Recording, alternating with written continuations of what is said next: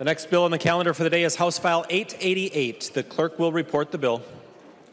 House File number 888, number 2 on the calendar for the day, an act relating to state government, appropriating money for the environment and natural resources, second engrossment. Recognize the member from Roseau, Representative Fabian, to introduce the bill. Thank you, Mr. Speaker and members. This is the Environment, Natural Resources Policy and Finance Bill. I have to start out by saying some thank yous. I'd like to thank the members of the committee. Thank you, Mr. Speaker. I'd like to thank the members of the committee for serving on the committee, and I'd be remiss if I didn't thank the great team that we have. We think that we have the best team in the House. I know we'll get some arguments about that, but that's okay. Amy and Harry and Kaylin and Brad and Janelle and our pages. I saw Adam upstairs earlier and Annika.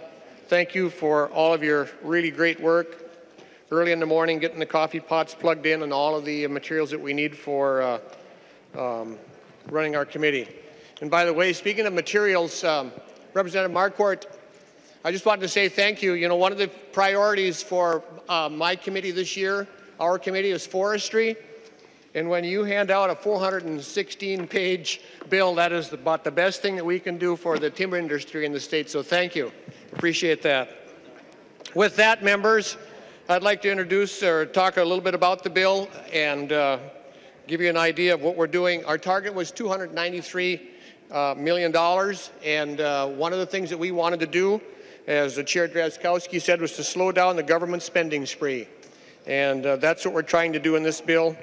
In Section 1 of the bill, you can see that we're funding the Pollution Control Agency, we're funding the DNR, Natural Resources, the Board of Water and Soil Resources, the Parks and Trails Council and the Met Council, the Conservation Corps, the Minnesota Zoo, the Science Museum, Explore Minnesota Tourism, and some administrative things for the School Trust Fund administrator and what they do over there.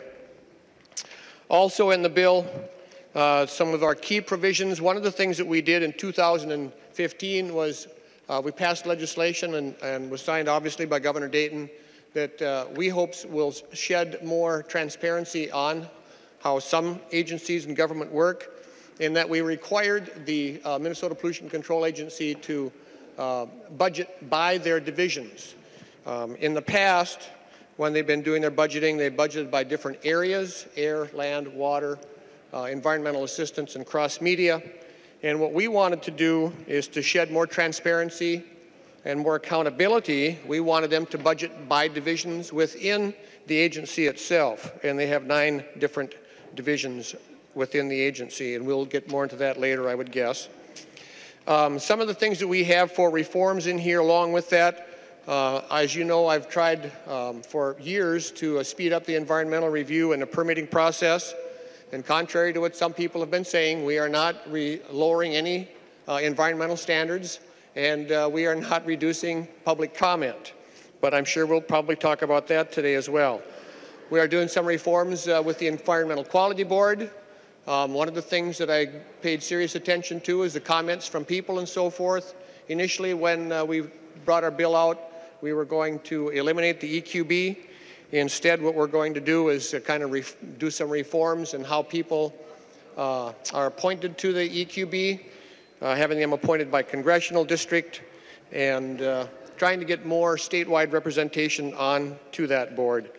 We're doing some things with the sustainable forest, the timber harvest analysis. We're modernizing some of the data systems that they have, trying to help the DNR and the state of Minnesota reach its goal of getting to 1 million cords of timber each year to meet the demand of the industry.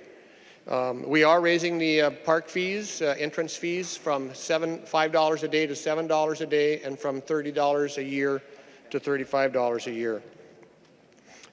We are also increasing the SCORE grants. For those of you that have counties that participate in the SCORE grant process, we have made a significant commitment to them to help them meet the goals that they have put forth. We've increased funding to the Minnesota Zoo by about $1 million over the biennium. I'm happy to say that we had a provision in the bill to address the concerns of several members on both sides of the aisle. Representative Clark Johnson was one of the people who was very interested in the Fort Ridgely golf course, and we've been working behind the scenes, but we do have something in the bill with the DNR and the Fort Ridgely people, and I think we have come very, very close to an agreement there as well.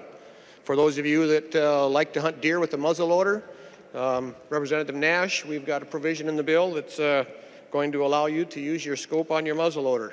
You won't have to detach it and stick it in your pocket once in a while. I'm just kidding.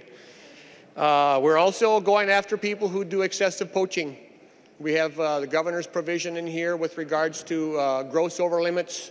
They do not represent sportsmen and women across the state when they're doing stupid stuff when it comes to taking animals illegally.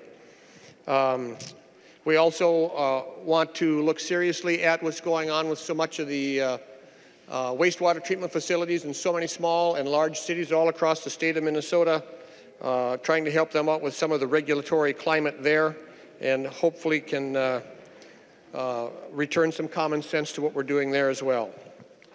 Mr. Speaker, I could go on for a long time about the bill, but I'm sure there's a lot of interest in doing some other things. Just a couple of things I'll mention real quick too. We do have some language in here to try to fix an extremely serious problem in rural Minnesota, and that is dealing with the buffer issue. And I'm sure that Representative Torkelson may address that as we proceed here. Another real emerging issue for me personally, I was hearing about the situation with the freeway landfill, and we're trying to address that as well. For those of you in the mining industry area, the DNR is responsible for I won't say protecting, but defending their position in court with regards to what's going on there. We've got money so that they can continue that. We do also have the no net gain policy in the bill. Again, for the people in northern Minnesota, I think I know every single county commission that I represent has a no net gain policy in place, and Representative Drazkowski speaks about that, and we can do that more later. The demolition landfill situation has been a very serious problem in rural Minnesota. The idea that they're using guidance documents and unadopted rules for permitting has been very concerning, so we have some things to deal with that as well. We also have things in here, if you're interested in LUST, which is an acronym for the Leaking Underground Storage Tanks. We've got some language and then also some funding for that program as well. So with that, Mr. Speaker, I'll turn it back to you, sir.